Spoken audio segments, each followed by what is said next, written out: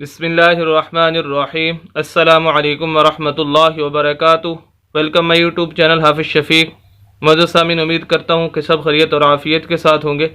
الحمدللہ آج نئی صورت کے ساتھ سورہ تکاثر، جو کہ مکی صورت ہے، آپ حضرات کے سامنے حاضر ہیں اور اس کی 8 آیات ہیں۔ انشاءاللہ آج پارٹ 1 کے اندر اس کی 2 یا 3 آیات ہم پڑھنے کی کوشش کریں گے، اور ہمارا مقصد آپ کے سامنے صرف یہ 2 یا 3 آیات پڑھنا ہی نہیں ہوگا، بلکہ ہمارا مقصد آپ کے سامنے ان آیات سے نکلنے والے تمام اصول و ضوابط اور تجویدی قوانین آپ حضرات کے سامنے رکھیں گے، تاکہ آپ ان اصول و ضوابط اور تجویدی قوانین کو مد نظر رکھتے ہوئے بقیہ قرآن کی صحیح طریقے سے تلاوت کر سکیں، اور یہی ہمارا مقصد ہے۔ اگر آپ 24 گھنٹے میں سے 7 سے 8 منٹ نکال کر چند دن کے لیے ہماری ویڈیوز کو سننا شروع کر دیں، انشاءاللہ اللہ کے حکم سے چند دنوں کے اندر آپ قرآن کو صحیح تجوید کے ساتھ پڑھنا سیکھ جائیں گے۔ تو بہرحال آئیے آج کا سبق شروع کرتے ہیں۔ اعوذ باللہ من الشیطان الرجیم، بسم اللہ الرحمن الرحیم۔ سورۃ التکاثر مکیہ۔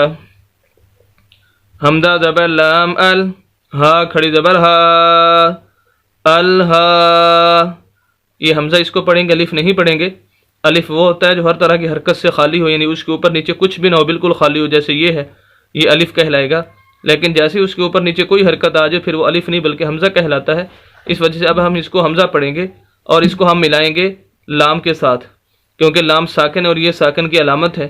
جو بھی حرف ساکن ہوتا ہے وہ خود بخود نہیں پڑھا جاتا، اس کو ہیلپ کی ضرورت ہوتی ہے، پچھلے لفظ کی، پچھلا لفظ اس کی ہیلپ کرتا ہے، تو اس وجہ سے ہم ملائیں گے، حمزہ کو لام کے ساتھ ملائیں گے۔ حمزہ زبر لام ال، ہا کھڑی زبر ہا۔ اس کو ہا پڑھنا، ایک ہا ہوتا ہے اور ایک ہا ہوتا ہے۔ ہا جو ہوتا ہے وہ حلق سے یعنی گلے سے ادا ہوتا ہے، اور جو ہا ہوتا ہے وہ سینے کی طرف اس کی آواز جو ہے وہ ادا ہوتی ہے، تو اس وجہ سے یہ ہا ہے، ہا نہیں ہے، اس کے اندر فرق ضروری ہے۔ ہا کھڑی زبر ہا، الہا کھڑی زبر کھڑی، الٹا پیش 3 حرکتیں ہوتی ہیں۔ جس لفظ کے اوپر نیچے بھی یہ 3 حرکتیں آ جائیں اس لفظ کو لمبا کرتے ہیں، تو یہاں پر کھڑی زبر ہے تو اس وجہ سے ہا کو ہم لمبا کر کے پڑھیں گے۔ الہا کاف پیش کو، الہا کو، میم پیش تا مت، تا زبر تا، متا۔ میم کو ہم تا کے ساتھ ملائیں گے، درمیان میں الف اور یہ لام ہیں، 2 لفظ ہیں، یہ خالی ہیں اور ان کو نہیں پڑھنا۔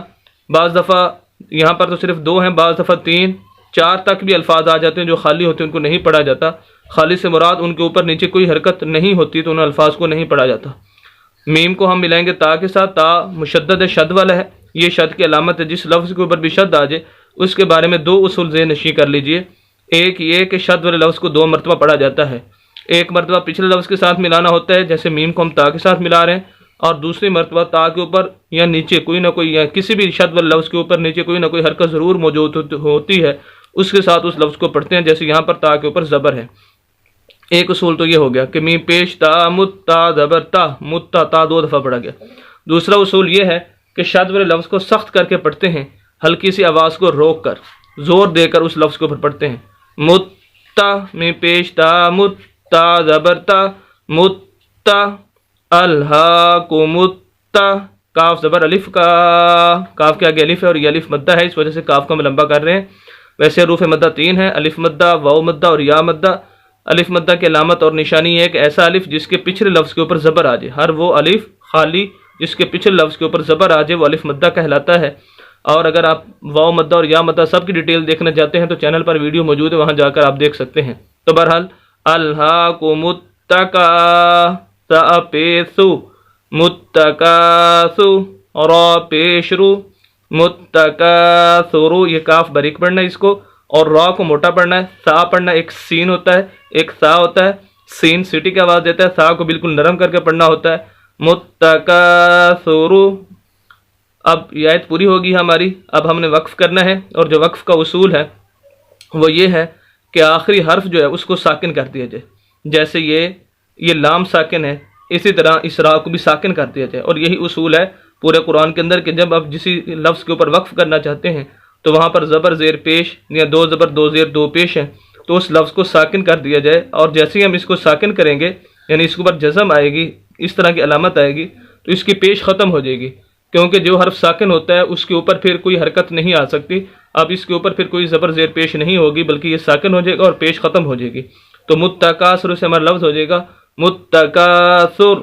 پوری آیت الہاکم التکاثر. نیکسٹ دوسری آیت حا زبر تا حت تا کھڑی زبر تا حتی. ہا کو تا کے ساتھ ملائیں گے، تا مشدد ہے اور شد والے وہی دو اصول. ایک یہ کہ تا یعنی جو بھی شد والا لفظ ہے اس کو 2 مرتبہ پڑھا جائے گا، جیسے ہا کو تا کے ساتھ اور پھر تا کے اوپر کھڑی زبر 2 مرتبہ تا پڑھا گیا. اور دوسرا اصول یہ ہے کہ سخت کر کے پڑھنا ہے تا کو، زور دے کر ہلکی سی آواز کو رو کر. حا زبر تا حت تا کھڑی زبر تا حتی. کھڑی زبر ہے، کھڑی زبر کھڑی زیر الٹا پیش 3 حرکتیں ہوتی ہیں. جس لفظ کے اوپر نیچے آ جائے اس لفظ کو لمبا کرتے ہیں، اس وجہ سے تا کو ہم لمبا کر کے پڑھ رہے ہیں. حتی. آگے یا ہے، یہ خالی اس کو نہیں پڑھنا. تو ہمارا لفظ ہو گیا حتی. زا پیش را زر، یہ زا ہے. ایک دال اور زال ہوتی ہے اور ایک زا ہوتا ہے. زا کو سخت کر کے پڑھنا ہوتا ہے تو یہ زا ہے. را کے ساتھ ملائیں گے، را ساکن ہے اور را کو موٹا بھی کرنا ہے. زا پیش را زر حتی زر. یہاں پر ہا ہے، یہاں پر ہا آیا تھا الہا ہا. یہ فرق ہوتا ہے ہا اور ہا میں. زر تا پیش تو حتی زر تو. میم پیش لام میم کو آگے لام کے ساتھ جو کہ نیکسٹ پیج کے اوپر آ رہا ہے اس کے ساتھ ملاتے ہیں. چلتے ہیں نیکسٹ پیج کے اوپر. تو یہ نیکسٹ پیج آگے میم کو لام کے ساتھ ملائیں گے، درمیان میں الف اس کو نہیں پڑھیں گے. ہمارا لفظ ہو جائے گا حتی زرتم.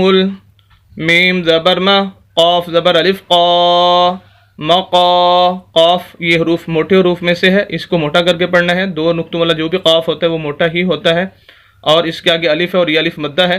جیسے کہ پیچھے بتا چکا ہوں کہ ایسا الف جس کے پچھلے لفظ کے اوپر زبر آ جائے وہ الف مدہ کہلاتا ہے اور ایسے لفظ کو لمبا کر کے پڑھنا ہوتا ہے. ایک الف کی مقدار لمبا کرتے ہیں، اس وجہ سے قاف کو ہم لمبا کریں گے.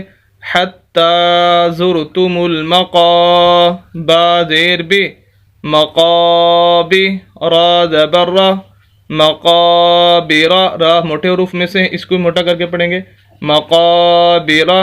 پوری آیت. اب یہاں پر وقف کرنا ہے. وقف کا اصول سمجھ لیجیے، جیسے پیچھے بھی بتایا جا چکا ہے کہ آخری حرف کے اوپر جب زبر زیر پیش یا 2 زبر 2 زیر 2 پیش یہ آ جائیں تو وقف کی حالت میں اس لفظ کو ساکن کر دیا جاتا ہے. جیسے یہ لام ساکن ہے، اس کے اوپر جزم ہے، اسی طرح آخری حرف را کے اوپر بھی یہ جزم آ جائے گی اور جیسے ہی جزم آئے گی اس کی زبر جو ہے وہ ختم ہو جائے گی. کیونکہ حرف ساکن بھی ہو اور زبر زیر پیش بھی آ جائے، کوئی نہ کوئی حرکت بھی ہو، ایسا نہیں ہو سکتا. جو بھی حرف ساکن ہوتا ہے اس کے اوپر نیچے پھر کوئی حرکت نہیں آتی، یا حرکت ہوگی تو وہ لفظ ساکن نہیں ہوگا. یہ دونوں آپس میں تضاد ہیں، تو جب ایک چیز ہوگی تو دوسری نہیں ہوگی. تو بہرحال مقابرہ سے ہمارا لفظ ہو جائے گا ساکن ہونے کی وجہ سے زبر جب ختم ہو جائے گی مقابر.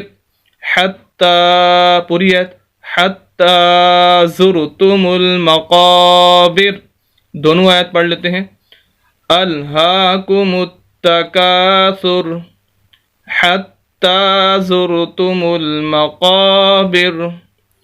امید کرتا ہوں کہ یہ 2 آیات آپ بخوبی سمجھ چکے ہوں گے.